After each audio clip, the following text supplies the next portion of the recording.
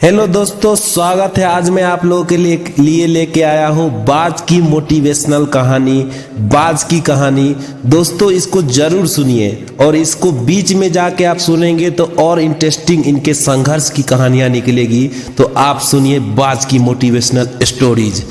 पूरी दुनिया में पक्षियों की 10,000 से भी ज्यादा प्रजातियां पाई जाती है। सभी के वही 2 पंजे, 2 पंख और 1 गर्दन होती है। लेकिन इन्हीं में से एक ऐसा पक्षी है जिसकी एक अलग ही पहचान होता है, जो आसमान का सीना चीर के हजारों मीटर ऊपर 120 किलोमीटर हॉर्स की रफ्तार से उड़ता है, जो खुद के कई गुना अधिक वजन के शिकार को भी अपने पंजों में दबोच कर उड़ता जाता है। और इसी के लिए उसे पक्षियों का राजा कहा जाता है, जिसे हम बाज के नाम से जानते हैं। बाज इतना ऊंचा मुकाम हासिल करता है अपनी ट्रेनिंग और अपनी पुनर्जन्म की वजह से।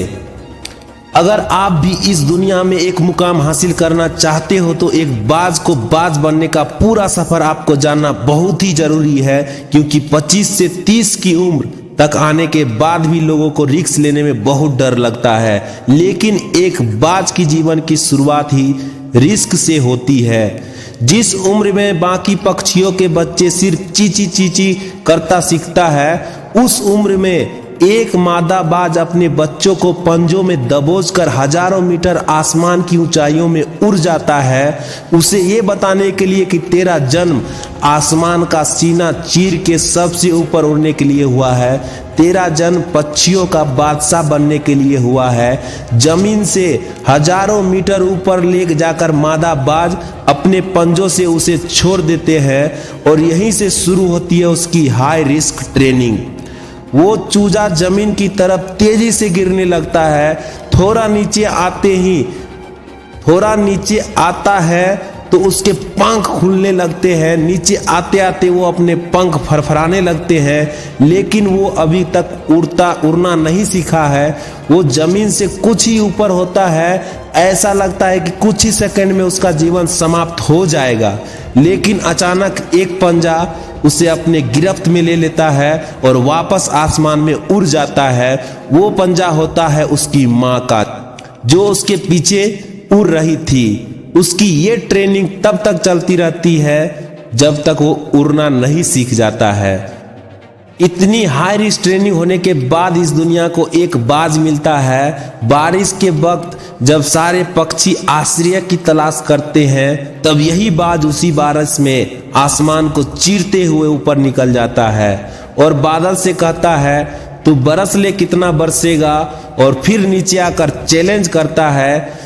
एक बाज की उम्र लगभग 70 साल होती है। जब वह 40 साल का होता है तब एक परेशानी उसकी जिंदगी में मौत बनकर आती है, जो आपकी परेशानियों की तुलना में बहुत बड़ी होती है।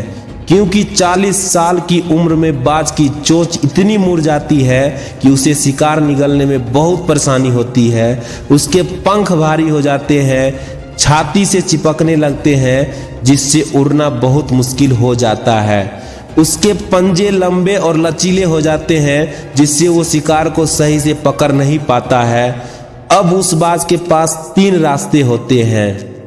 वो अपने शरीर को त्याग सकता है। नंबर 2, गिद्ध की तरह छोड़े हुए भोजन पे निर्भर हो जाए। नंबर 3, सबसे कठिन और पीड़ादायक रास्ता, अपने आप को पुनः स्थापित का, फिर से आसमान का सीना चीर कर उड़ने का। और वो इसी तरह तीसरे रास्ते को चुनता है और अपने पास के सबसे ऊंची चोटी से पहुंच जाता है। वहां पर अपना घोंसला बनाता है सबसे ऊंची चोटी पर, और फिर शुरू होता है परेशानियों को जड़ से उखाड़ कर आसमान में उड़ने का सफर। वह अपनी चोंच को एक चट्टान पर मार मार कर तोड़ देता है, लहूलुहान हो जाता है और इंतजार करता है कि नई चोंच को आने के लिए। उसके बाद अपनी नई चोंच से अपने पंजों को काट देता है। फिर इंतजार करता है नए पंजों के उग आने का। उसके बाद वह अपने एक पंख को अपने शरीर से अलग करता है और फिर इंतजार करता है नए पंख उगाने का।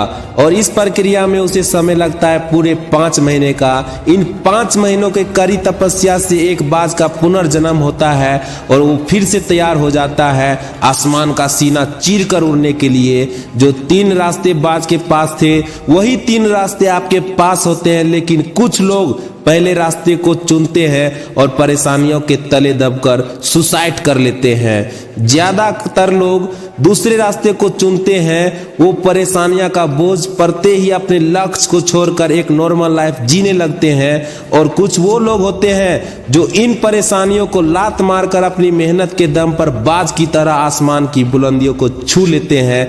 दोस्तों, बाज की यह ट्रेनिंग हमें बहुत कुछ सिखा देती है कि अगर रिस्क लेना पड़े तो अपने फील्ड में अपने आप को इतना ट्रेंड कर लो उस फील्ड की कि उस फील्ड में आपसे ऊपर कोई भी ना हो। आपसे ऊपर उड़ने के बारे में सोचकर लोगों के पसीना छूट जाए। आप इतना मेहनत करिए अपने उस काम के लिए, अपने उस फील्ड के लिए कि आप अपने फील्ड के बादशाह कहलाओ, बादशाह। दोस्तों, ये मोटिवेशनल आप लोगों को कैसा लगा? अगर अच्छा लगा हो तो चैनल को सब्सक्राइब जरूर कर लीजिएगा और बेल आइकन ऑल पे प्रेस कर लीजिएगा।